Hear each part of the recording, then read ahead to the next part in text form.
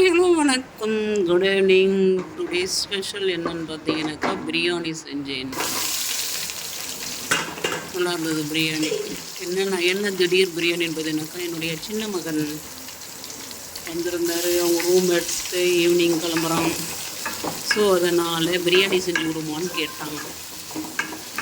சீரக சம்பா ரைஸ் கொஞ்சம் எடுத்துகிட்டு வந்திருந்தேன் நான் ஊர்லேருந்து.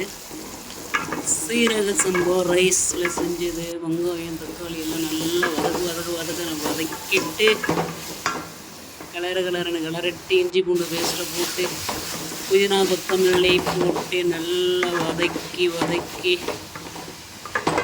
பாருங்க, நல்லா வதங்கணும். அதுக்கப்புறம் தக்காளி போட்டேன். இது என்னுடைய ஸ்டைலில் பண்ண. இது வேறு பாத்திரமே இல்லைங்க இங்கே ஊரில் இருக்கிறதுனால.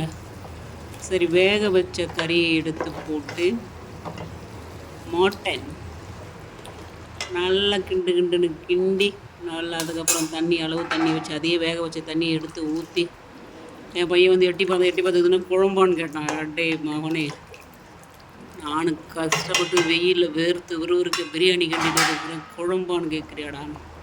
அதுக்கப்புறம் ரைஸ் பாருங்கள், சீரக சம்பா ரைஸ் தான் எனக்கு பிரியாணி ரொம்ப பிடிக்கும். சீரக சம்பா ரைஸ் கொஞ்சோண்டு வச்சுருந்தேன். ஸோ அதில் செஞ்சது பாருங்கள், சுமாராக வந்தது, நல்லா தான் இருந்தது. என் பையனே போராட்டேன் பாருங்களேன், எப்போவே நல்லா இருக்குன்னு சொல்ல மாட்டான். தக்காளி சாதம் ஆகணுங்க, சூப்பராக இருக்குன்னு சொல்லிட்டாரு. அதுவே ஹாப்பியாச்சு. டம் பண்ணியிருக்கிறேன் பாருங்களேன். கீழே உங்களுக்கு நான் அதை காட்டுறேன். கீழே மாடல் இரும்பு கடாயை வச்சு அதில் டம் பண்ணேன். சூப்பராக வந்துச்சு பாருங்களேன். அருமை அருமை அருமை. சீரக சம்பா கொஞ்சம் தான், ஒரு கிலோ கூட இருக்காது. நல்லா இருந்தது, சூப்பராக வந்தது. இந்த டைம் பிரியாணி நாங்கள் ஊரில் வில்லேஜுக்கு வந்திருக்கிறோம். எங்களுடைய சொந்த ஊருக்கு வந்ததுனால பாத்திரம் எதுவும் இல்லை, கிடைக்கல சரியா. சரி, குழம்பு செஞ்சு முடிச்சுட்டு குழம்பு மாற்றிக்கிட்டு வேறு ஒரு குண்டானில் கடன்னு பிரியாணிக்கு கிண்டி போட்டுருவோம் அப்படின்னு சொல்லிட்டு கிண்டி போட்டோம். Thank you, may God bless you. என்னுடைய சேனலை சப்ஸ்கிரைப் பண்ணுங்கள்,